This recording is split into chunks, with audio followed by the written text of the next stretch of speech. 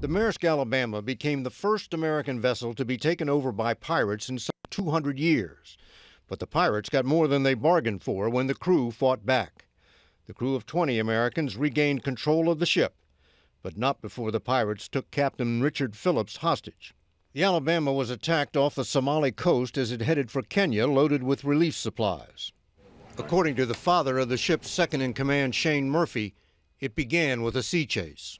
They outran the pirates for between 3 and 5 hours. They were finally overtaken, substantial gunfire involved.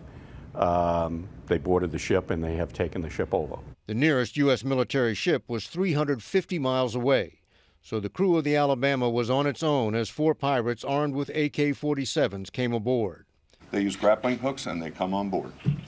And they just get on and they're carrying. Sometimes they'll shoot on the vessels as they go with RPGs or with machine guns. The president of the company which owns the Alabama says the crew only had fire hoses with which to repel boarders and was under orders to retreat to safe rooms once the pirates came aboard. They'd be outgunned. They don't have any weapons, so it would be inappropriate for them to try to be heroes. We'd like them to come home safely. The ship went dead in the water after the crew deliberately disabled the engineering plant. Then they somehow seized one of the pirates and held him hostage. Captain Phillips convinced the pirates their attempt to seize a prize had failed and persuaded them to leave in the ship's lifeboat.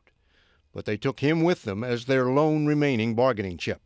Here's how one of the ship's sailors described the scene a short time ago. Somali pirates have one of our crew members in our lifeboat, and we are trying to recover that crew member. A U.S. Navy surveillance plane has now spotted the lifeboat holding Captain Phillips and the 4 pirates. Warships carrying helicopters are steaming full speed toward the scene, but the closest one is still several hours away. Just a few minutes ago, Katie, a member of the crew told CBS News the captain actually gave himself up in order to protect the rest of the crew. Now, a rescue mission could easily cost the captain his life, so the plan is to convince the pirates their situation is hopeless and they have no choice but to surrender. Such a strange story. David Martin of the Pentagon. David, thank you.